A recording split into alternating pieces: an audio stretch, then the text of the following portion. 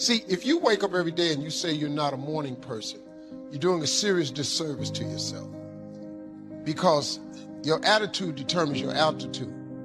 A lot of your mornings start off bad because you've taken claim that you're not a morning person. Why would you not be a morning person when the whole goal is to wake up every morning? You got to be in the life-changing business.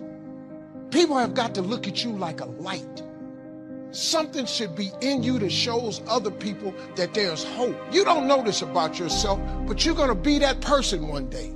And you got to start preparing for what you want to be. At least let God know you're glad you're alive. If you don't let nobody else, you don't know it, but you're going to be a light one day.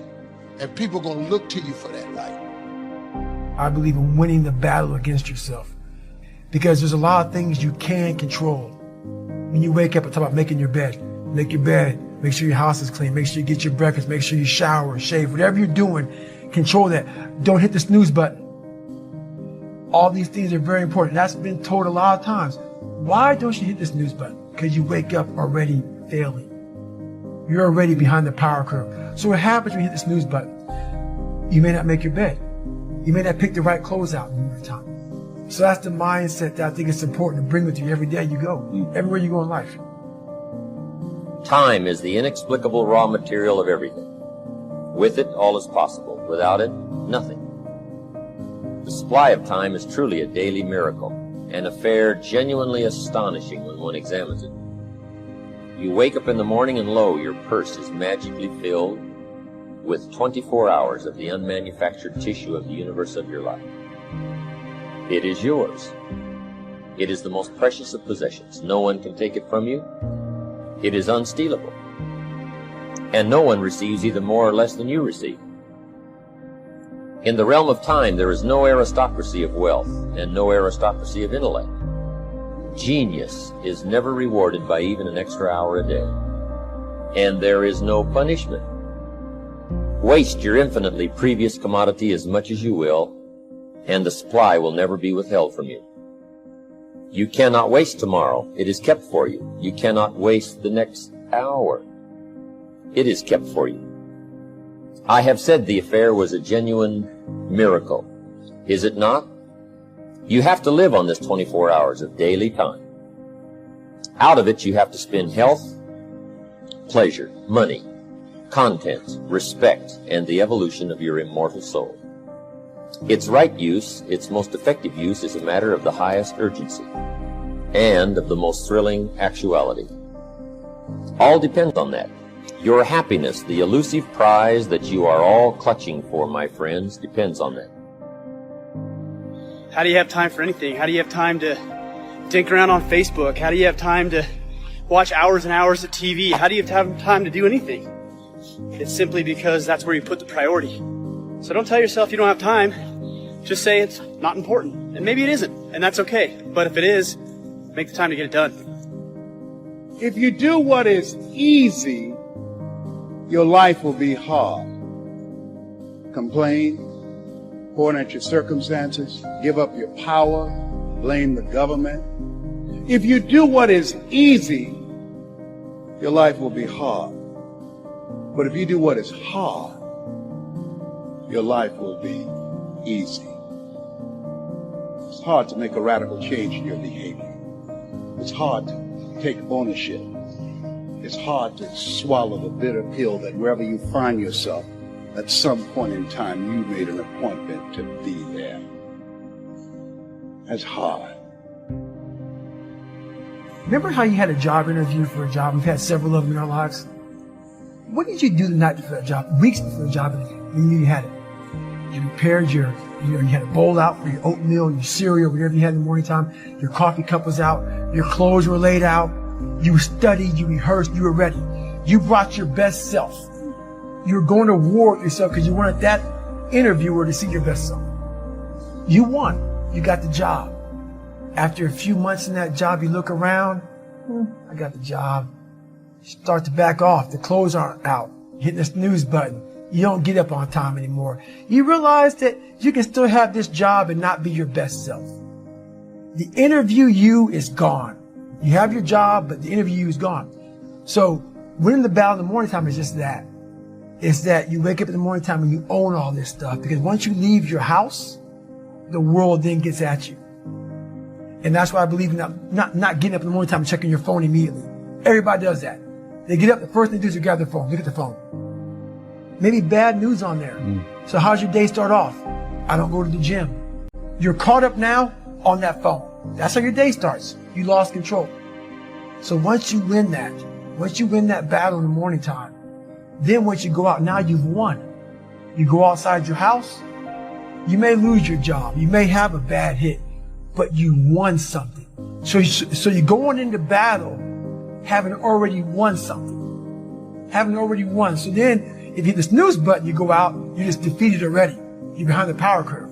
Now you've won something. You feel better about yourself. So now you're able to take these hits along the way. Well, we all know sleep is really good for you.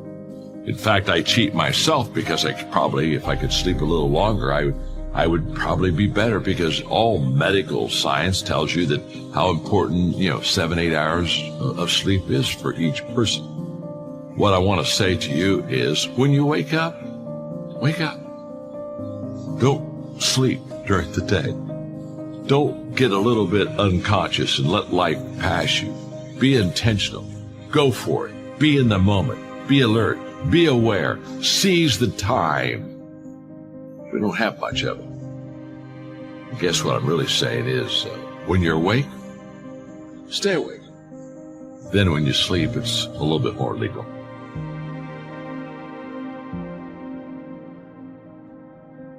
If one cannot arrange that an income of 24 hours shall exactly cover all proper items of expenditure, one does muddle one's whole life indefinitely. We shall never have any more time. We have, and we have always had, all the time there is. It's not that difficult to get something started, and you run it for a while, and after a while it starts running you. That's part of the challenge. I told my staff one day, giving birth to a tiger is one thing, learning how to ride it is something else, right? Sometimes you start it, and then it turns around and starts giving you all kinds of trouble. If you're working already 8-10 hours a day, that's about it. You just can't work much more than that. Bursts at a time, you can work 12, 14, 16, right? And I'm sure we've all learned to do that, put in the extra time. But after a while, you pretty well have to put your life in balance, or your health is in jeopardy, and your heart's in jeopardy, your blood pressure's in jeopardy, a lot of things, if you don't stay in balance. So you don't have to put in any more hours, probably. All you have to do is just make better use of the hours. A cliche we've all heard. It's not the hours you put in, it's what you put in the hours that count. A lot of people come up to me and they ask me, Marco, what is it that motivates you most? And to answer their question, I reply back with a question. I say, what if I told you that you had 1 week left to live?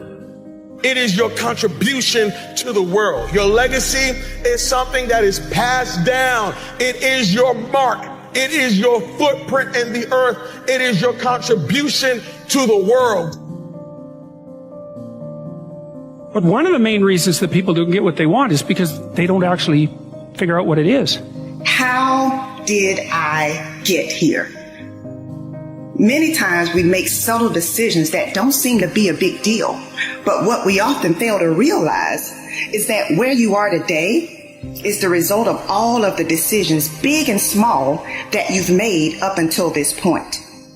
My father taught me something. He said, Mike, remember 3 things, 3 words that are going to make you have an easy go of it with other guys.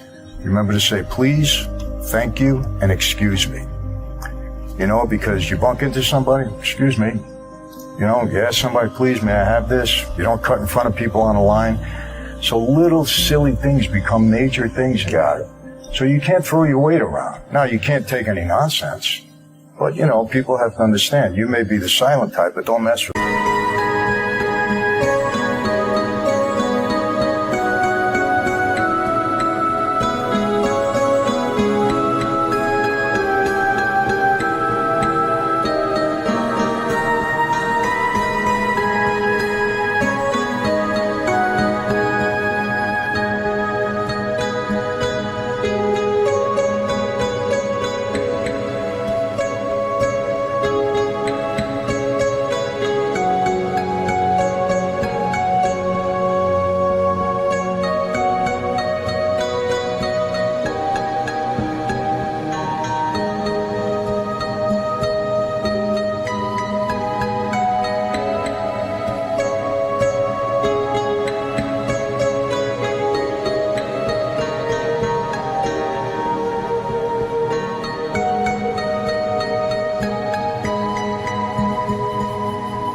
I'm not going to disrespect you. Don't disrespect me, believe it or not.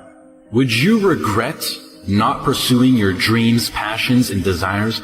The good news is, even if you are not where you want to be right now, you still have a chance to rewrite your script.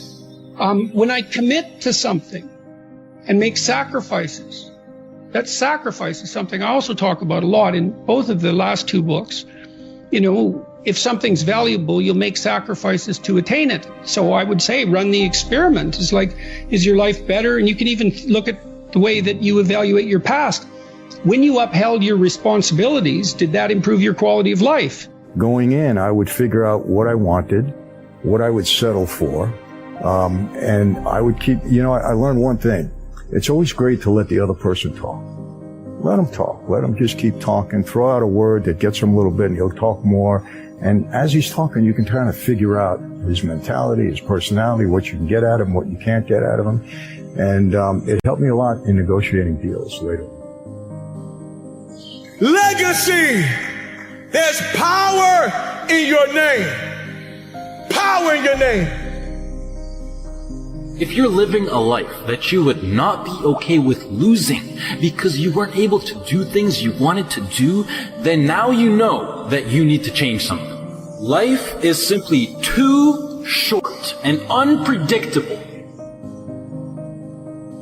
I've seen it firsthand. It is not worth it to live it safe, basic, and traditional. But do you know why most people choose to live that safe life over taking risks in their life?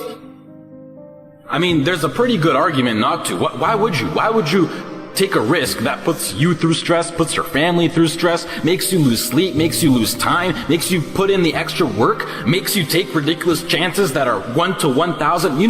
But before I even continue, the chance of you being born is 1 to 400 trillion. That number is so big you cannot even wrap your head around it. But okay, what I wanted to say was that the reason why people don't want to take these risks is because right now they feel like they got a lot to lose and that their current situation is relatively nice. And most importantly, right now, they are comfortable. They got used to living basic within society standards, being with their friends every now and then, being well rested. They got comfortable. And when you get comfortable, you don't want to move. You will literally, unconsciously, see your whole life go right by you. And the main reason that I'm serious about this now is because I am pissed off for greatness. I want to move mountains. And like Ray Lewis once said, if you're not pissed off for greatness, then you're okay with being mediocre. And I am definitely not okay with being average. And I don't think anyone should be. You need to learn to think, because thinking makes you act effectively.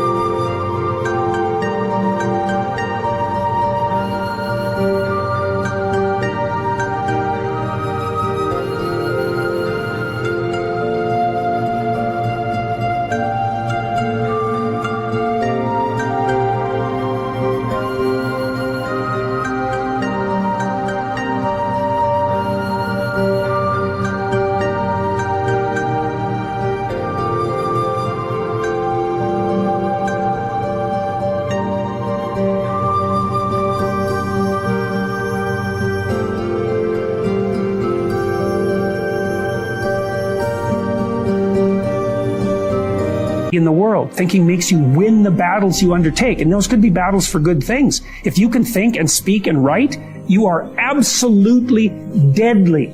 Nothing can get in your way. It's the most powerful weapon you can possibly provide someone with. And I know lots of people who've been staggeringly successful and watched them throughout my life. I mean, those people, you don't want to have an argument with them. They'll just slash you into pieces. And then not in a malevolent way. It's like, if you're going to make your point and they're going to make their point, you better have your points organized, because otherwise you are going to look like and be an absolute idiot. You are not going to get anywhere. No one can live without a routine. You just forget that. If you guys don't have a routine, I would recommend, like, you get one going, because you cannot be mentally healthy without a routine. You need to pick a time to get up. Whatever time you want, but pick one and stick to it, because otherwise you dysregulate your circadian rhythms and they regulate your mood. That's the first thing that people do wrong. They say, well, I don't like to follow a schedule. Well, it's like, well, what kind of schedule are you setting up? Well, I have to do this, then I have to do this, then I have to do this, and then I just go play video games, because who wants to do all these things that I have to do? It's like, wrong. Set the schedule up so that you have the day you want. That's the trick. It's like, okay, I've got tomorrow. If I was going to set it up so it was the best possible day I could have, practically speaking, what would it look like? You're going to hit that position where things start to loop back positively and spiral you upward. My point is that you have to understand that you're not your own servant, so to speak. You're someone that you have to negotiate with, and you're someone that you want to present the opportunity of having a good life to. And so if your life isn't everything it could be, you could ask yourself, well, what would happen if you just stopped wasting opportunities that are in front of you? Plan a life you'd like to have. Unlocking your destiny is going to require that you add yourself to your priority list. You need you. My mantra always was at that time, do what you do best and delegate the rest. And that always worked for me until today. Legacy is built now, but experienced later. If you are going to leave a legacy, you got to start building now. Now the question becomes, what is it that you truly have to lose?